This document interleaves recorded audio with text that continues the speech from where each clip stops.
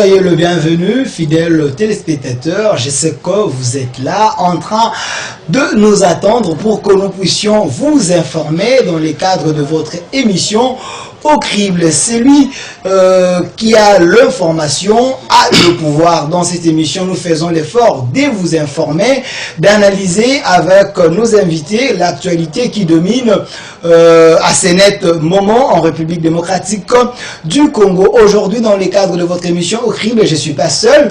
Je suis avec mes invités, comme d'habitude. Je suis avec Trésor Mukambilwa. Il est analyste politique, cadre du PPRD. Trésor Mukambilwa, soyez le bienvenu. Merci, monsieur le journaliste. Voilà, je suis avec un grand que vous connaissez déjà. Il s'appelle Norbert Yamba Yamba. Il est président de la nouvelle vision panafricaine. Il est là avec nous. Monsieur Norbert, soyez le bienvenu. Merci bien pour l'invitation.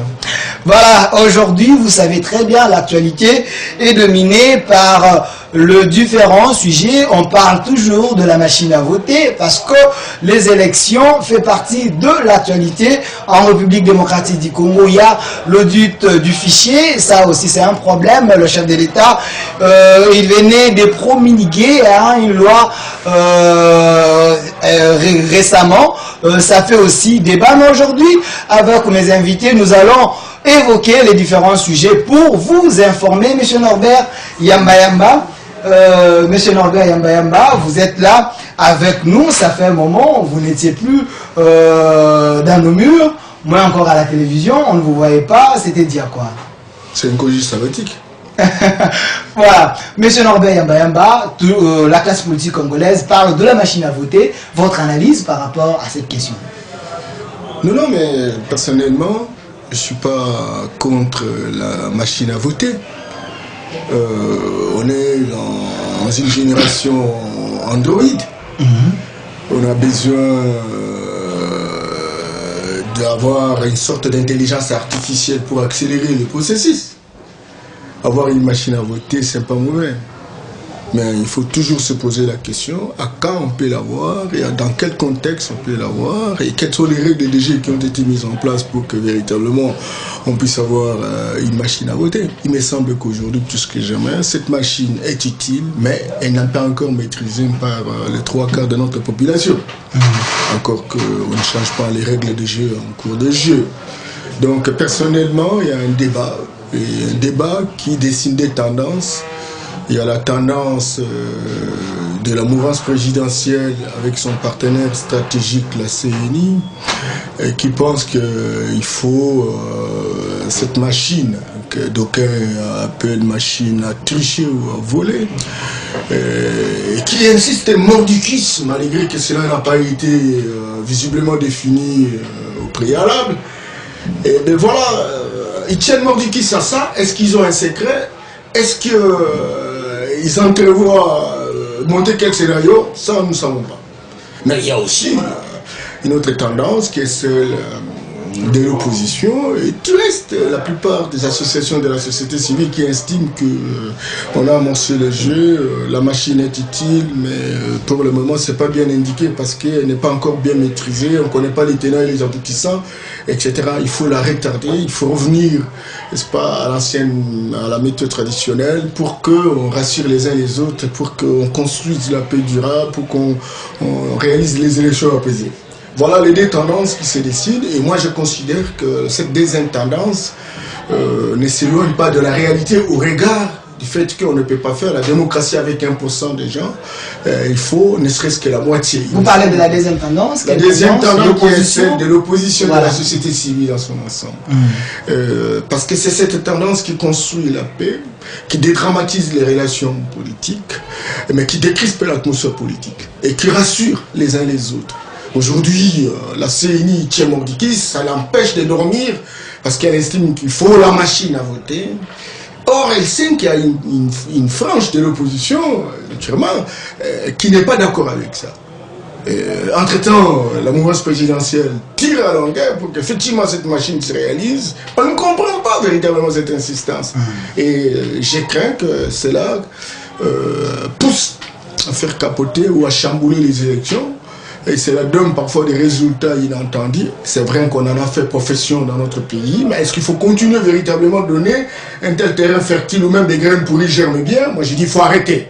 Il faut arrêter parce que ce pays-là n'est pas la plantation, ni le village ou l'église d'un groupe de personnes.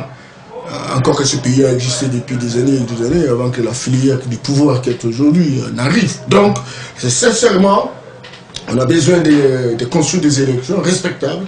Il faut que ces élections interviennent.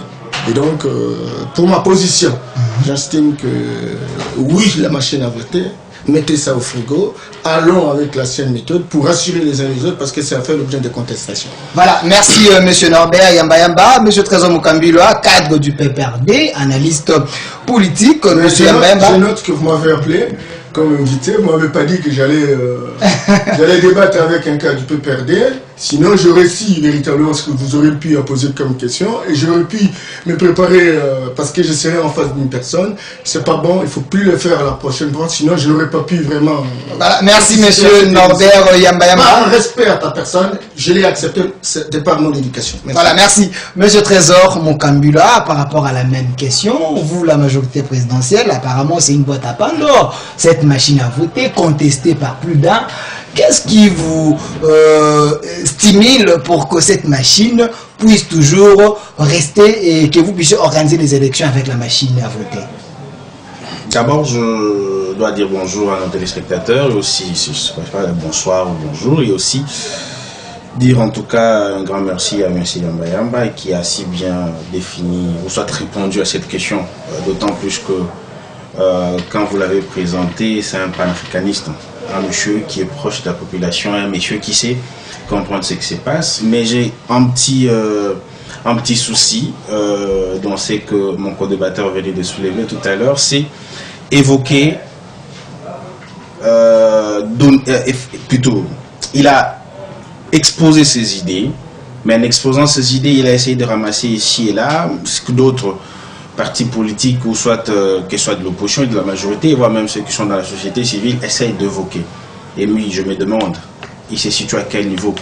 D'autant plus que j'essaie un peu de comprendre que M. Yamba est un fan de Mosengo, quand il essaie un peu de répéter un certain nombre de phrases que Mosengo a soulevées. Et je me demande, le 1% que M. Yamba a soulevé, il y a eu des enquêtes menées sur terrain pour pouvoir évaluer, puisqu'on ne peut pas se baser simplement sur Kinshasa et se dire que non, bon, c'est que l'opposition dit, c'est ça la vérité. On n'a pas de pourcentage quant à ce. Et je préfère toujours généralement que dans tout ce que nous avons à faire comme émission et autres, que nous ne puissions pas confondre Kinshasa à la RDC. La RDC est un grand pays, ce n'est pas M. Yamba qui va me contredire, d'autant plus que j'ai l'impression qu'il connaît très bien le Congo profond. Il est proche de la population. Je les félicite quant à ça. Mais cette tendance qui se dégage par rapport à la machine à voter, je dirais que la machine à voter aujourd'hui est plus que jamais une opportunité pour nous faciliter à aller aux élections.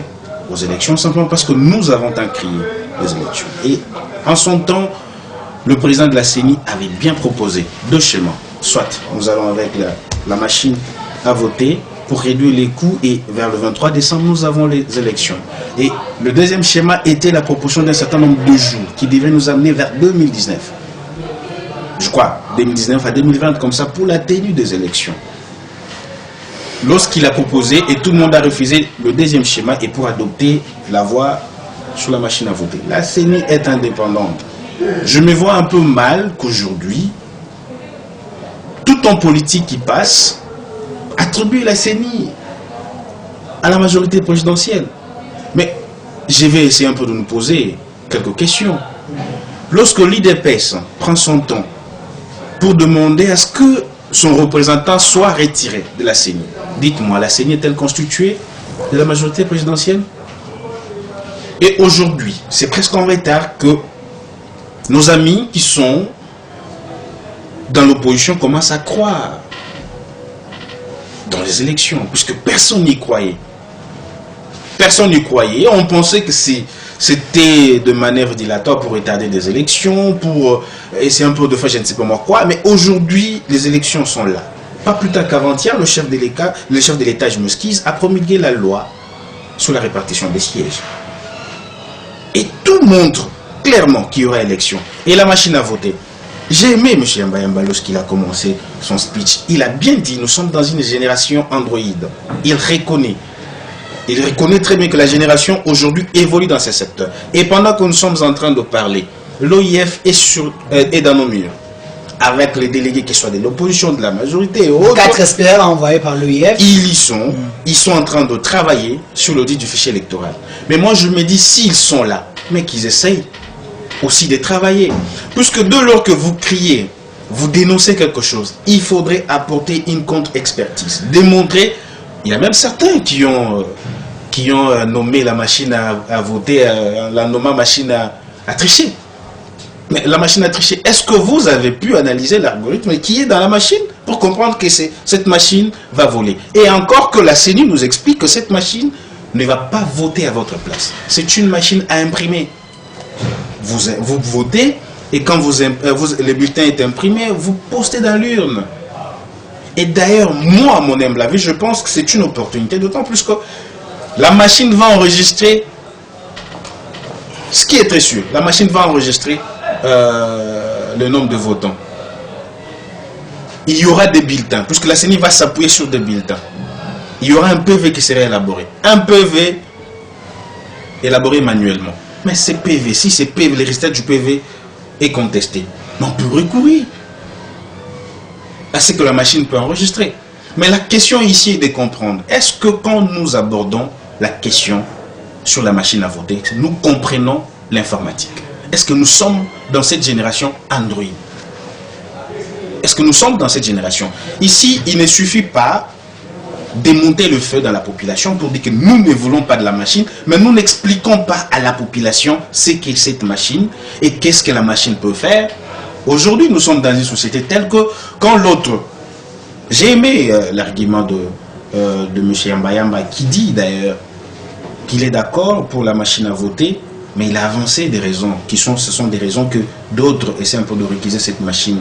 Mais en avançant ces raisons, mais moi je dirais à ceux-là qui réquisent, à ceux-là qui montent la population contre la machine à voter, qu'ils expliquent à la population. Voilà, Monsieur Trésor, Monsieur Mbayamba, c'est vrai, Monsieur Trésor a parlé, mais il a expliqué clairement, vous, la société civile et les gens de l'opposition, vous également, mais pourquoi vous avez l'impression de condamner la CENI du moment que Corneille Nangaa a expliqué clairement que la machine à voter montre les avantages par rapport aux élections, par rapport aux élections précédentes? Merci beaucoup. Je suis heureux d'écouter mon co-débatteur qui a donné un argumentaire que je considère assez appréciable. Mais je note deux choses. La première chose, c'est que lorsque je dis prendre la parole, je n'ai pas attaqué le co-débatteur. J'ai avancé des idées. Parce que j'estime que les idées des grands hommes s'attaquent aux idées. Il faut laisser les petits esprits s'attaquer aux individus. Et mon grand étonnement, c'est quand M. Trésor considère un personnage de ma taille comme un fan. Comme un fan. Non, je suis un esprit. Pour ceux qui me connaissent savent, y compris le cardinal, que je suis un esprit. Ça n'arrive pas tous les jours. Peut-être que, bon, on n'est pas suffisamment connu, mais à travers le monde, dans bien des pays, je suis un alter mondialiste, esprit. Et quand, consultant de son État, des plus grandes institutions crédibles du monde, s'il vous plaît, alors je ne peux pas être un fan. Franchement, c'est plus que m'insulter qu'être un objet robotisé, fan de quelqu'un. Ça, c'est la première chose. Deuxième chose, vous savez, mon frère Trésor, je t'écoute, je sens que tu montes bien. Tu es un garçon intelligent. Jamais vous attaquez aux gens. Surtout pas aux gens sacrés. C'est très important parce que tu as l'argumentaire. Mais quand tu dis, tu es fan de Monsengo. Non, Monsengo, c'est pas n'importe qui. Monsengo a la considération plus que beaucoup de chefs d'État. Il a bien dit dans vos propos, vous répétez les mots de Monsengo. Non, c'est un gars intelligent, il comprend ce que je veux dire. Non, on ne parle pas Monsengo comme ça. C'est un homme sacré. Non, c'est sacré. Selon vous. Bon, quand on dit voici l'homme, il n'est pas sacré. C'est un pasteur, voilà. C'est un prêtre, c'est un serviteur de Dieu. Ces gens-là méritent respect et considération. Pour moi, je ne peux pas parler du pasteur. Voici l'homme. Voici l'homme. Non, son nom. C'est pas Motobo François. Je ne peux pas parler comme ça. Parce que j'ai droit à respecter ces serviteurs de Dieu. Vous estimez que M. Trésor n'a pas respecté ces grands noms? Non, voilà. C'est pas possible. Et c'est comme ça, c'est les gens, pour tous les communicateurs de la majorité. C'est comme si on a mis en place un régime pour désacraliser les valeurs que nous avons. Je ne peux pas accepter ça. Mais pour revenir au débat des fonds. Ok. Répondez à la question. Vous savez, Trésor, on ne refuse pas. On ne refuse pas la machine. Mais Trésor, parce que vous avez dit que nous ne connaissons pas l'informatique et nous avons peur pour rien. Une génération Android. En 2011, il y avait autant de kits. Il y avait autant d'imprimantes. Les acteurs politiques étaient impliqués en compétition. Ne savaient même pas le nombre. Et lorsqu'on a dispatché, ils disaient que le nombre était insuffisant. Après les élections, ils disaient non, il y a 10 000 kits qui sont restés. Cher Vincent, 10 000 kits restés. Ah bon? Mais vous disiez qu'on ne peut pas couvrir l'ensemble du territoire. Mais maintenant, il y a 10 000 kits qui sont restés. C'est que très clairement, il a dit imprimante, machine à imprimer. Mais il faut un logiciel pour imprimer, parce que c'est une intelligence, c'est comment il y a interaction. Quelqu'un peut commander, et c'est ce qui est commandé qui est imprimé. Vous savez, aujourd'hui, il y a à peu près 89 000 bureaux de vote. Et généralement, dans une étude qui a été faite, il a été démontré que beaucoup de partis politiques ne sont pas représentés à différents échelons. Et que la CNI, qui est le partenaire par excellence de la mouvance présidentielle, peut avoir autant de machines. C'est à lui de jouer le jeu. Et on a vu en 2006, on a vu en 2011, et on veut transformer, on veut artificialiser, n'est-ce pas, cette tricherie qui est devenue très professionnelle. Et c'est comme ça que nous disons. Parce qu'on ne connaît pas le nombre. Parce qu'on ne nous dira jamais le nombre. Et que c'est au vu de ce nombre-là qu'on va avoir des machines à la maison. Et on va commencer à imprimer les personnes. Et on imprimer également des procès-verbaux. Parce qu'on ne sera pas représenté dans tous les bureaux de vote. Il faut arrêter ça. Ça, c'est la première chose. Deuxième chose. Parce qu'il a dit, mais on évalue la situation à partir de Kinshasa. Ah non, ce n'est pas seulement Kinshasa. Vous ne maîtrisez pas la situation. La RDC, il y a plusieurs provinces. Moi, je suis vous résumez les tout dans la ville-province de Kinshasa. Je suis consultant sur la question des gouvernances et des décentralisations. Ça me donne l'occasion de circuler. Je connais les 26 provinces, 25 plus la ville de Kinshasa. Je connais 140, je suis arrivé à 142 territoires sur les 145. J'ai fait pratiquement toutes les agglomérations stratégiques de mon pays. Je connais les tenants et les aboutissants. S'il te plaît, de grâce. L'informatique, même ici à Kinshasa, il y a combien d'analphabètes en informatique ici? Les intellectuels, diplômés, qui du reste souffrent de la diplomanie. Des gens qui n'ont aucune valeur ajoutée dans la société. Qui se font auréoler d'un prestige à cause d'un diplôme dont on est foncièrement abruti fondationnel. J'ai dit que en milieu rural, vous ne trouvez pas des hommes et des femmes qui maîtrisent l'informatique. Vous ne trouvez pas les hommes politiques à l'opposition ou la société civile qui maîtrisent le nombre de machines commandées. Ceci étant, parce qu'il y a des doutes, parce qu'il y a des suspicions, parce que nous voulons construire une dynamique apaisée, parce que nous voulons nous faire confiance mutuellement. Surtout que la CNI a été mise en place, pas pour faire le jeu d'un acteur, mais c'est pour construire la confiance. Vous parlez le jeu d'un acteur, vous visez la majorité présidentielle. Bien entendu. Est-ce qu'il faut vraiment aller à l'université pour comprendre ça? Lorsque lui dit que non, écoutez, l'UDPS est en train de vouloir chercher à changer. Et puis il trouve ça anodin. Il connaît comment les hommes sont imbécilisés, il connaît comment les hommes sont robotisés, instrumentalisés. Bien entendu, c'est le mérite pour l'élite politique et sociale de notre pays. Parce que cette élite est vitriolisée. Lorsqu'il y a l'argent, on tremble, on dit, et aujourd'hui, je suis appelé à dire ces choses très clairement pour désinstaller les logiciels de mensonges et de tricheries qui sont en opération. Président Norbert Yamba, je rappelle, vous êtes président de la nouvelle vision panafricaine. Monsieur Trésor Mukambula, vous, la majorité présidentielle, c'est vrai, est-ce que l'indépendance de la CENI demande à la CENI de changer les règles pendant les Jeux? Merci, monsieur le journaliste, pour la question.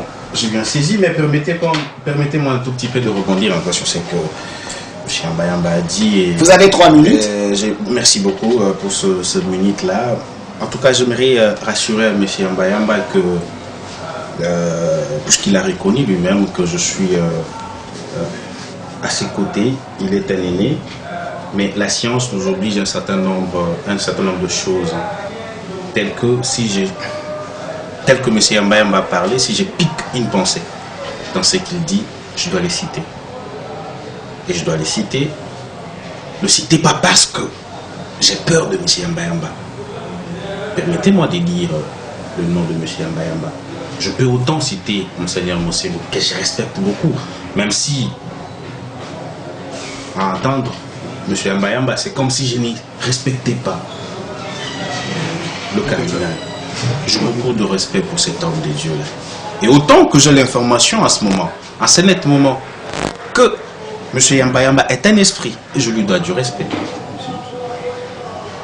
Pour ce faire, là où nous en sommes, M. Yamba, je me dois de vous rassurer une chose, qu'à l'instant, là où nous sommes, si vous maîtrisez bien la République démocratique du Congo, vous êtes parmi les rares, et je me dois de vous féliciter. Vous êtes parmi les rares. Il y a des politiciens, c'est vous-même qui l'avez dit, qui sont abrutis. Il y a des politiciens qui ne maîtrisent rien de la République démocratique du Congo. Il y a des politiciens qui ne sont que sur Kinshasa. Il y a des politiciens qui ne sont que sur le Congo central, sur le Grand Bandundu. Il y a même ceux-là qui n'ont jamais même été à Kassangolo. Mais dites-moi, M. Yamba, vous voulez que je puisse aussi défendre ce genre d'homme-là? Qu'il soit de l'opposition ou de la majorité, je ne peux jamais être d'accord avec ce genre d'homme. Il y a même certains qui sont abrutis à telle enseigne qu'ils ne sont même pas à mes yeux de maîtriser la carte de la RDC. Ne parlons même pas de la carte de l'Afrique. S'il faudrait aussi revenir sur ce que vous avez parlé, vous êtes revenu sur cela 2 fois de suite, que la CENI est un allié de la majorité présidentielle. Monsieur Yamba, pourquoi vous préparez-vous alors aux élections? Si la CENI est un partenaire de la majorité présidentielle, cela signifie que déjà nous avons déjà gagné. Donc, si je suis candidat dans mon Miabi natal, donc c'est-à-dire que je suis déjà député. Selon l'opposition, ça saute aux yeux. Ici, on voit Corneille Nanga notamment dans les réunions de la majorité. Ça aussi, monsieur le journaliste, ça pousse à craindre. N'essayez pas d'affirmer des choses non. Selon l'opposition, c'est que je suis en train de dire. Opposition. Il ne faudrait pas dire quand même ici que M. Yamba a dit cela. Mais non. Je parle de Moïse Monidé là, qui dit que Corneille Nanga, ce n'est pas quelqu'un à faire confiance. Parce qu'il est allié de la majorité présidentielle. Il était ici. Le monsieur que vous avez cité, M. Moïse Monidé là, n'est-il pas juriste, semble-t-il? Il est juriste, hein? À moins que je me trompe, s'il est juriste ou pas. Mais au moins, il est censé ignorer la loi. Il est politologue. Il est politologue. Est-ce qu'il a des preuves? Arrêtons un peu de monter les enchères, s'il vous plaît. Si vous n'avez rien à dire devant la population, taisez-vous. Pourquoi changer les règles? Là, vous ne répondez pas. Est-ce que l'indépendance de la CENI... Quelle règle qui avait été établie pour que la CENI utilise... Au départ, la machine à voter, selon l'opposition, la machine à tricher, n'était pas sur la liste. Quelle liste? N'était pas sur la liste, même dans les accords. Le calendrier, la programmation de la CENI, qui organise les élections jusqu'au 23, dans ces calendriers, en termes d'activités prévues, il n'y a pas de machine. Il n'y a pas de machine à voter. Monsieur Yamba, laissez-moi vous rassurer. Ce calendrier a été proposé par la CENI, que vous décriez tant, ici même sur le plateau, que la CENI est un allié. Elle est un allié de la majorité présidentielle. Et moi, j'aimerais vous dire ici, si la CENI elle-même qui a proposé ce calendrier, que vous avez même requisé à son temps, mais si elle propose là, mais pourquoi ne pas chercher un consensus par la suite, que de monter les enchères devant la population, que de rechercher encore que le sang coule dans ce pays? Vous maîtrisez bien le Congo et vous savez bien combien de Congolais meurent chaque jour. Vous m'aviez dit ici que vous êtes un esprit, mais je ne peux que vous croire sur ce que vous avez dit et je ne peux que vous prendre au mot, M. Yamba Yamba. Est-ce que vous pensez encore qu'il est encore temps que le sang coule dans ce pays? Puisque lorsque nous envoyons la population à requiser encore une fois la machine à voter, sans de preuves, sans argument, tout en disant seulement que cette machine-là, c'est une machine à voter. Et nous l'avons nommée ainsi. Mais s'il vous plaît, nous sommes dans quel pays? Avec quel intellectuel que nous allons garantir la prospérité et la postérité de ces pays? M. Yamba Yamba a parlé des hommes qui sont imbécilisés, hein, entre guillemets. Moi, je ne peux pas utiliser ces termes. À la majorité présidentielle, on ne peut jamais évoluer dans ce sens. Mais si ces hommes arrivent comme ça, c'est qu'ils ont acquis une très mauvaise éducation dès le bas âge. Cela n'est Parce que vous, la majorité, président, vous les avez aboutis. Monsieur le journaliste, au profit des billets verts. Monsieur le journaliste, aujourd'hui, dans les universités, l'assistanat s'achète. Vous avez de preuves de ça. La méritocratie, aujourd'hui, nous fait douter. Ça se voit. Le journaliste, il ne faudrait jamais affirmer ce dont vous ne disposez pas de preuves. Laissez-moi avancer dans mon argumentaire. L'indépendance de la CENI. Ok. La CENI, elle est indépendante. C'est par sa définition même. Mais dans la faisabilité, Monsieur, je me poser une question. Cette question peut constituer, ou soit je peux trouver, si vous le permettez, la réponse auprès de M. Yamba Yamba. Et si c'est l'opposition qui remportait les élections avec la machine à voter, à tricher, telle qu'ils l'ont surnommé? Et si c'est l'opposition qui remportait les élections? Une hypothèse difficile selon l'opposition. C'est une problématique que je soulève. Non, ça ne peut jamais être difficile. On a vécu ça ici en Afrique. Mais nous, la majorité, nous sommes très sûrs que nous allons l'emporter. Préparons-nous pour les élections. Voilà, merci Monsieur Trésor, Monsieur Norbert Yamba Yamba. Pourquoi ne pas seulement accepter d'aller aux élections avec cette machine à voter pour faciliter les choses, parce que nous avons besoin de la rotativité à la tête du pays. C'est facile si vous acceptez. J'ai trois choses. Première chose, je demande à Trésor de me rejoindre pour qu'on se batte pour l'avenir de la République, parce que je sais que ces idées fleurissent, c'est un gars qui grandit bien et qui a de l'avenir. Venez, battons-nous, parce que l'avenir devrait être prospère et avec tes qualités, tu peux bien t'installer et faire des choses merveilleuses. L'appel est passé. Deuxième chose, je voudrais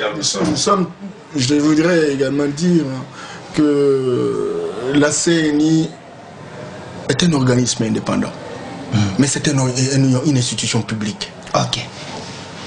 Et les institutions publiques ont reçu mission de travailler pour le compte du public. La performance de ces institutions est le résultat de ce qui représente les apports, les interactions avec le public. C'est très important. Donc, la CENI n'est pas un noyau de génies, de surdoués qui viennent d'une autre planète et nous trouvent ici. La CENI a été mise en place simplement parce qu'il n'y a pas eu confiance des acteurs, des parties prenantes par rapport à l'institution qui a la responsabilité d'organiser les élections. J'allais dire le ministère de l'Intérieur. La classe politique n'est pas d'accord autour de ça. La majorité peut être d'accord, mais l'opposition n'est pas d'accord. Parce qu'il y a une sorte de méfiance, il y a une sorte de défiance. Vous parlez de quelle classe politique? Je vais vous relancer parce que nous avons l'opposition Je parle de l'opposition républicaine. Elle est d'accord avec la machine à voter. Là, je vois Kengo Adundo et sa bande. Ah, Vincent, tu es intelligent. Vous me posez des questions sérieuses et tu vas mettre des choses ici élémentaires. Tu vas me poser la question opposition républicaine. Ou quelle opposition républicaine? Il y a quelqu'un qui est président du Sénat. Il y a des ministres à l'intérieur de... Écoutez, arrêtez des conneries. Laissez-moi avancer. Il n'y a pas d'opposition à l'intérieur de... C'est l'UFC, le partenaire par excellence n'est-ce pas, les alliés de la mouvance présidentielle, c'est tout.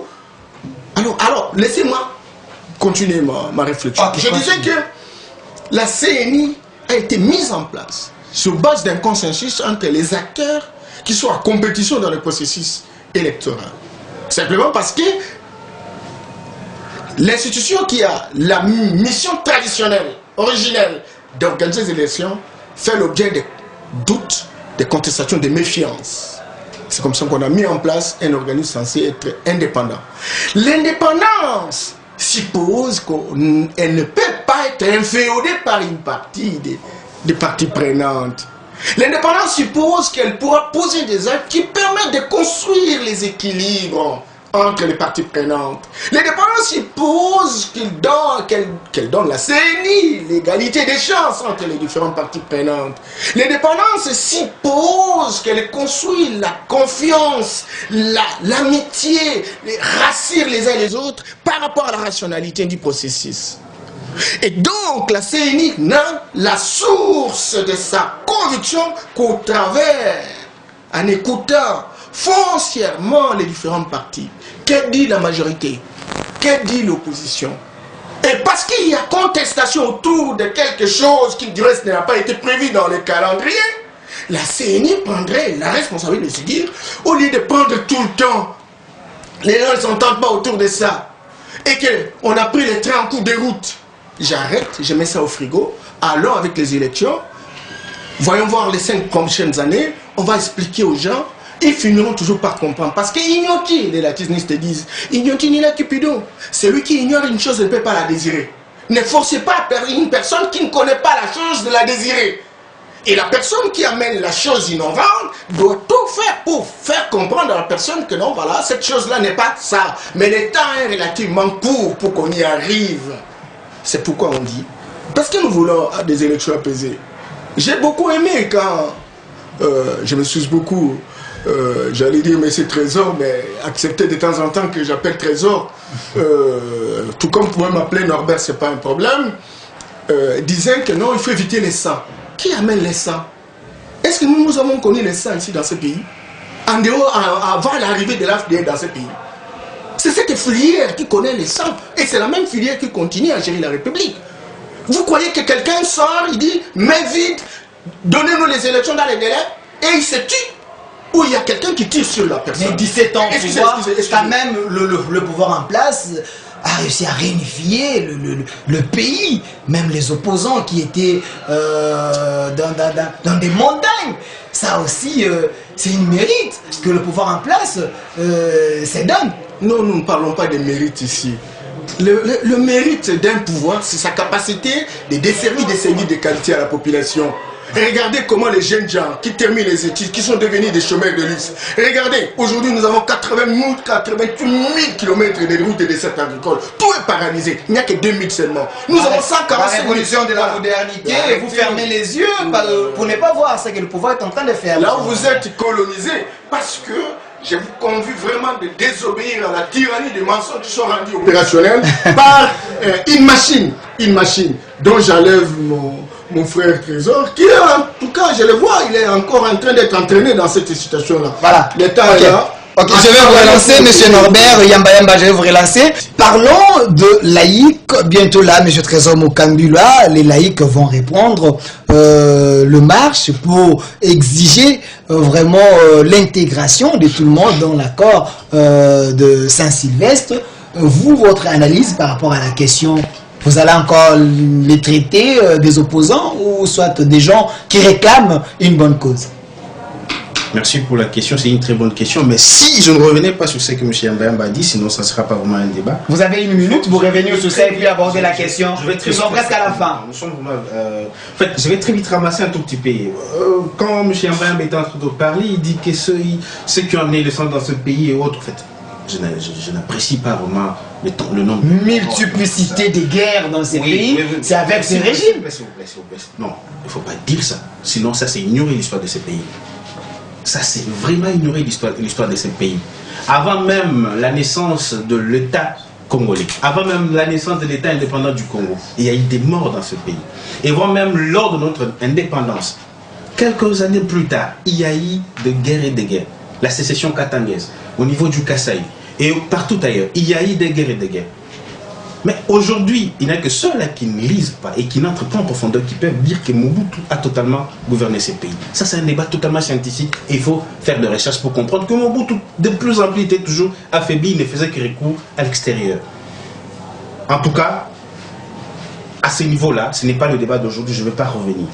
Mais ce que moi je souhaite la paix dans notre pays. Et aussi, dire que la CENI travaille... la CENI travaille pour le compte de la majorité. Mais ok, M. Ambamba est revenu là-dessus. Mais moi je dirais qu'il y a un petit problème, il y a un grand problème au niveau de l'opposition, notre opposition. Je vais juste relever un point. Et puis très vite, je vais passer pour parler de laïque. Observons simplement ce qui se passe à l'instant au niveau de la CENI. L'audit du fichier électoral. C'est la honte. M. Yambayama ne me contredira pas. Il a été prévu qu'il n'y ait que 3 représentants de l'opposition. Surpris, la dynamique de l'opposition avec Martin Fayoulou se pointe avec un représentant. Donc il se retrouve à 4. Devant les... l'UDPS, l'UNC, MNC. S'il vous plaît. Ça, ce sont ce genre-là. En fait, c'était comme cela depuis le début. Mais tout d'un coup, il se pointe là. Ah bon, qu'est-ce qui se passe là? Nous sommes en République très démocratique du Congo. On accepte, ça passe. Mais la honte devant quand même des consultants internationaux, tels que M. Yambayamba. C'est une honte. Généralement, nous vivons ça dans ces pays. Et le changement doit partir de la base. Le changement de mentalité, pas à ce niveau-là. Le laïc, tel que vous l'aviez dit, lors de leur dernière sortie, qu'est-ce qu'ils disent? Nous reprenons avec des activités de grande envergure. Mais s'il vous plaît, pour quel compte? Et pourquoi? N'est-ce pas qu'avant c'était élection. Mais nous voici, et nous voilà en train de partir vers les élections. Et là maintenant... Décrispation, ça n'a jamais été la décrispation pour le pouvoir en place. Dites-moi plutôt qu'il travaille pour que Katumbi rentre au pays. Il y a 2 Minonga là, il y a plusieurs personnes. Franck Nyongo, Mouyambo, il y a plusieurs personnes. Les cas emblématiques. Mais vous n'arrivez pas à trouver la solution, vous, la majorité présidentielle. Vous voulez me dire que monsieur le professeur Wit Moulongo, qui peut-être connaît très bien monsieur Yambayamba, vous allez me dire que le professeur Wit Moulongo n'est pas un cas emblématique qui a été libéré? Vous voulez quoi?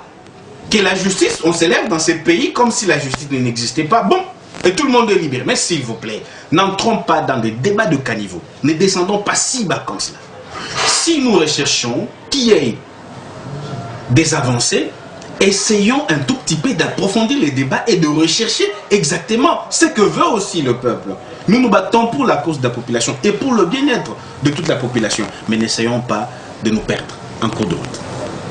Voilà, merci M. Trésor, M. Norbert Yambayamba, c'est la toute dernière question. Êtes-vous d'accord avec la démarche des laïcs? Merci beaucoup, mais je voudrais tranquilliser mon frère Trésor pour dire que si à un moment donné de l'histoire, il y a eu des morts, parce que le contexte de l'époque, c'était la traite négrière, c'était la colonisation, c'était la dictature. Le contexte donne une possibilité véritablement qu'il y ait des morts, parce que c'est la violence qui était constituée comme étant le minimum monteur qui régentait le pays. Et donc aujourd'hui, nous nous sentons dans un système démocratique et donc les méthodes doivent changer. Et quand ces méthodes violentes et une dictature revient au moment où nous nous sentons en démocratie, nous appelons ça la démocrature, c'est-à-dire la démocratie de façade, qui du reste est ridicule. Et donc, pour revenir à la question de CLD, écoutez, s'il vous plaît, pourquoi nous sommes battus pour la démocratie? Quand j'écoute comment tu raisonnes, je sens que vraiment tu connais beaucoup de choses. Et tu refuses même un Congolais, un paysan en train de réclamer pour dire mon pays, mon village, mon église, il faut que ça fonctionne bien. Parce qu'il y a un noyau de personnes qui se croient dans un îlot d'abondance en construisant un océan de misère. Arrêtez, monsieur. C'est notre village à nous tous. Faites la répartition. Ayons des élections libres et démocratiques apaisées pour qu'on choisisse des hommes et des femmes qui ont la puissance de la connaissance, la grande vision qui permet à la société véritablement d'être crédible à travers le monde. Et ces gens en font du mal. J'ai toujours entendu, au niveau de la majorité, même il y a 2-3 personnes qui disent nous ne sommes pas d'accord à ceci. Ils représentent quel échantillon? Ah mais non, Nous sommes dans une société démocratique. Il y a une gestion des contradictions. Même une personne, il faut savoir l'écouter. Parce que ce n'est pas votre village seul. Ce n'est pas votre maison. La liberté d'expression. Donc cette liberté est connue. Et lorsque les gens veulent organiser la manifestation, lisez la Constitution, lisez les lois, lisez les textes réglementaires. Ça donne la possibilité à chaque Congolais. Mais le problème le plus important, c'est que vous qui gérez, qu'est-ce que ces gens insistent pour faire des manifestations? Ils cherchent quoi? Vous les appelez, vous discutez, vous dites, mais par rapport à ça, on peut donner solution, et puis on est parti. C'est cela. Comment pouvez-vous imaginer une institution comme la CNI installée simplement pour construire la cohésion, construire la confiance mutuelle, et qui persiste dans une machine à tricher, et qui ne veut pas entendre personne? Il dit, avec ou sans l'opposition, nous irons aux élections avec la machine. C'est son indépendance quand même. Eh bien voilà, c'est cette indépendance biaisée. C'est pas ça l'indépendance. C'est mal interpréter les dispositions. Non, je n'ai même pas parlé. Mais sinon, j'allais vous dire que je suis spécialiste des questions de gouvernance. C'est pas comme ça que les choses se font. Tu vois, c'est pas ça. Donc, on ne maîtrise pas la notion. Non, non, c'est pas un problème de mesure, la notion, c'est la mission qu'il a reçue. C'est pas pour rien qu'il est là.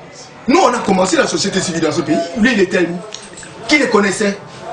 Est-ce qu'il n'y a que lui qui est expert? Vous savez comment il est arrivé là-bas? Vous savez qui lui a proposé pour être président? Mais il y a combien d'associations aujourd'hui dans notre pays qui s'occuperaient de la question électorale depuis 1990? Nous, on a commencé depuis les années 80. On a écrit, on est doctrinaire.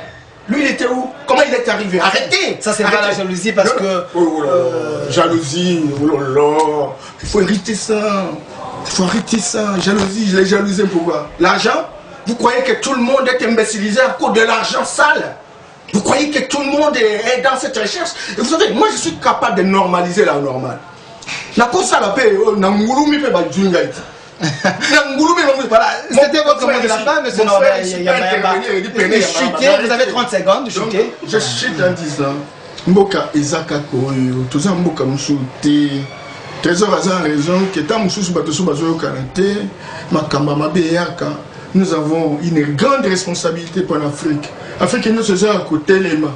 Nord, Sud, Ouest, Ouest et Est. Centre, les tout noir, les abyssaux.